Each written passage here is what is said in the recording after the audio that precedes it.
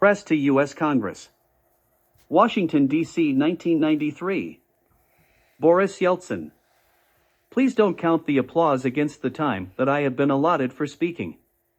Mr. Speaker, Mr. President, members of Congress, ladies and gentlemen, it is indeed a great honor for me to address the Congress of the great land of freedom as the first ever over 1,000 years of history of Russia popularly elected president as a citizen of the great country which has made its choice in the favor of liberty and democracy. For many years our two nations were the two powers, the two opposites. They wanted to make us implacable enemies that affected the destinies of the world in a most tragic way. The world was shaken by the storms of confrontation. It was close to exploding, close to perishing, beyond salvation. That evil scenario is becoming a thing of the past. Reason begins to triumph over madness. We have left behind the period when America and Russia looked at each other through gun sights ready to pull the trigger at any time. Despite what we saw in the well-known American film, The Day After, it can be said today, tomorrow will be a day of peace, a day less of fear and more of hope for the happiness of our children. The world can sigh in relief. The idol of communism which spread everywhere social strife, animosity and unparalleled brutality which instilled fear in humanity has collapsed. It has collapsed, never to rise again. I am here to assure you we shall not let it rise again in our land. I am proud that the people of Russia have found strength to shake off the crushing burden of the totalitarian system. I am proud that I am addressing you on behalf of the great people whose dignity is restored. I admire ordinary Russian men and women who in spite of severe trials have preserved their intellectual integrity and are enduring tremendous hardships for the sake of the revival of their country. Russia has made its final choice in favor of a civilized way of life, common sense and universal human heritage. I am convinced that our people will reach that goal. There is no people on this earth who could be harmed by the air of freedom. There are no exceptions to that rule. Liberty sets the mind free, fosters independent and unorthodox thinking and ideas, but it does not offer instant prosperity or happiness and wealth to everyone. This is something that politicians in particular must keep in mind. Even the most benevolent intentions will inevitably be abandoned and committed to oblivion if they are not translated into everyday effort. Our experience of the recent years has conclusively borne that out. Liberty will not be fooled. There can be no coexistence between democracy and a totalitarian state system. There can be no coexistence between market economy and power to control everything and everyone. There can be no coexistence between a civic society which is pluralist by definition and communist intolerance to dissent. The experience of the past decades has taught us communism has no human face. Freedom and communism are incompatible. You will recall August 1991, when for 3 days Russia was under the dark cloud of dictatorship. I addressed the Muscovites who were defending the White House of Russia. I addressed all the people of Russia. I addressed them standing on top of the tank, whose crew had disobeyed criminal orders. I will be candid with you, at that moment I feared. But I had no fear for myself. I feared for the future of democracy in Russia and throughout the world because I was aware what could happen if we failed to win. Citizens of Russia upheld their freedom and did not allow the continuation of the 75 years of nightmare. From this high rostrum, I want to express our sincere thanks and gratitude to President Bush and to the American people for their invaluable moral support for the just cause of the people of Russia. Last year, citizens of Russia passed another difficult test of maturity. We chose to forego vengeance and the intoxicating craving for summary justice over the fallen colossus known under the name of the CPSU.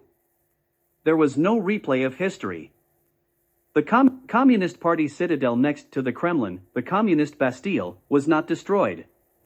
There was not a hint of violence against communists in Russia. People simply brushed off the venomous dust of the past and went about their business. There was, no lynch law trails in Russia. The doings of the Communist Party over many years have been deferred to the Constitutional Court of the Russian Federation. I am confident that its verdict will be fair. Russia has seen for itself that any delay in strengthening the foundations of freedom and democracy can throw this society far back. For us, the ominous lesson of the past is relevant today as never before.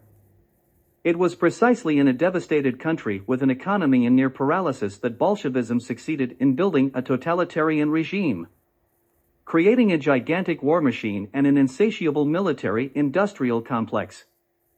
This must not be allowed to happen again. That is why economic and political reforms are the primary task for Russia today. We are facing the challenges that no one has ever faced before at any one time. We must carry through unprecedented reforms in the economy that over 7 decades has been stripped of all market infrastructure, lay the foundations for democracy and restore the rule of the law in the country that for scores of years was poisoned with social strife and political oppression, guarantee domestic, social, and political stability as well as maintenance of civil peace. We have no right to fail in this most difficult endeavor, for there will be no second try as in sports. Our predecessors have used them all up. The reforms must succeed. I am given strength by the support of the majority of the citizens of Russia. The people of Russia are aware that there is no alternative to reform and that this is very important. My job, as everybody else's in Russia, is not an easy one, but in everything I do I have the reliable and invaluable support of my wife and of my entire large family. Today, I'm telling you what I tell my fellow countrymen: I will not go back on the reforms, and it is practically impossible to topple Yeltsin in Russia. I am in good health, and I will not say uncle before I make the reforms irreversible. We realize our great responsibility for the success of our changes, not only toward the people of Russia, but also toward the citizens of America and of the entire world. Today, the freedom of America is being upheld in Russia. Should the reforms fail, it will cost hundreds of billions to upset that failure. Yesterday, we concluded an unprecedented agreement on cutting down strategic offensive arsenals. They will be reduced radically in 2 phases, not by 30% or 40% as negotiated previously over 15 years. They will be slashed to less than 1/3 of today's strength, from 21,000 nuclear warheads on both sides down to 7,000 by the year 2000, and it has taken us only 5 months to negotiate. And I fervently hope that George Bush and myself will be there in the year 2000 to preside over that. We have simply no right to miss this unique opportunity. We must know that nuclear arms and the future of the Russian reforms designed to make impossible any restoration of the totalitarian dictatorship in Russia are so dramatically interrelated. I am here to say that we have the firm determination and the political will to move forward. We have proved that, but, what we have done. It is Russia that has put an end to the imperial policies and was the first to recognize the independence of the Baltic republics. Russia is a founding member of the Commonwealth of Independent States, which has averted uncontrolled disintegration of the former empire and the threat of a general interethnic bloodbath. Russia has granted tangible powers to its autonomous republics. The Treaty of Federation has been signed, and our nation has escaped the fate of the Soviet Union. Russia has preserved its unity. It was Russia that has substantially slowed down the flywheel of militarization and is doing all it can to stop it altogether. I am formally announcing that, without waiting for the treaty to be signed, we have begun taking off alert the heavy SS-18 missiles targeted at the United States of America, and the Defense Minister of Russia is here in this room to confirm that. Russia has brought its policies towards a number of countries in line with its solemn declarations of the recent years. We have stopped arms deliveries to Afghanistan, where the senseless military adventure has taken thousands of Russian and hundreds of thousands of Afghan lives. With external props removed, the puppet regime collapsed. We have corrected the well-known imbalances in relations with Cuba. At present, that country is one of our Latin American partners. Our commerce with Cuba is based on universally accepted principles and world prices. It is Russia that once and for all has done away with double standards in foreign policy. We are firmly resolved not to lie anymore either to our negotiating partners or to the Russian or American or any other people. There will be no more lies, ever. The same applies to biological weapon experiments and the facts that have been revealed about American prisoners of war, the KAL-007 flight, and many other things. That list could be continued. The archives of the KGB and the Communist Party Central Committee are being opened. Moreover, we are inviting the cooperation of the United States and other nations to investigate these dark pages. I promise you that each and every document and each and every archive will be examined in order to investigate the fate of every American unaccounted for. As President of Russia, I assure you that even if one American has been detained in my country and can still be found, I will find him. I will get him back to his family. I thank you for the applause. I could see everybody rise. Some of you who have just risen here to applaud me have also written in the press that until Yeltsin gets things done and gets all the job done, there should be no Freedom Support Act passing through the Congress. Well, I don't really quite understand you, ladies and gentlemen. This matter has been investigated and is being investigated. Yeltsin has already opened the archives and is inviting you to join us in investigating the fate of each and every unaccounted for American. So now you are telling me, first do the job and then we shall support you in passing that act. I don't quite understand you.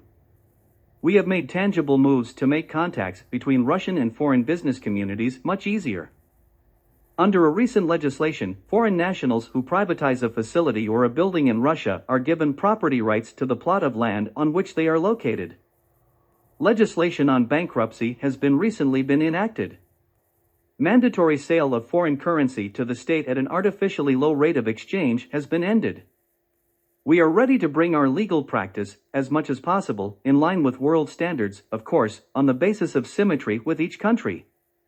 We are inviting the private sector of the United States to invest in the unique and untapped Russian market, and I'm saying, do not be late. Now that the period of global confrontation is behind us, I call upon you to take a fresh look of the current policy of the United States towards Russia, and also to take a fresh look at the longer-term prospects of our relations. Russia is a different country today.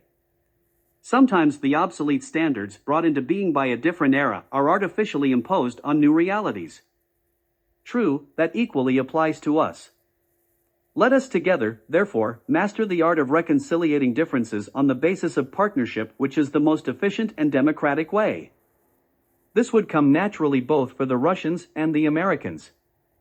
If this is done, many of the problems which are now impeding mutual, advantageous cooperation between Russia and the United States would become irrelevant, and I mean legislative frameworks too.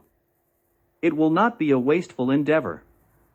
On the contrary, it will promote a more efficient solution of your problems as well as of ours. And, of course, it will create new jobs in Russia as well as in the United States. History is giving us a chance to fulfill President Wilson's dream, mainly to make the world safe for democracy. More than 30 years ago, President Kennedy addressed these words to humanity: "My fellow citizens of the world, ask not what America can do for you, but what together we can do for the freedom of man."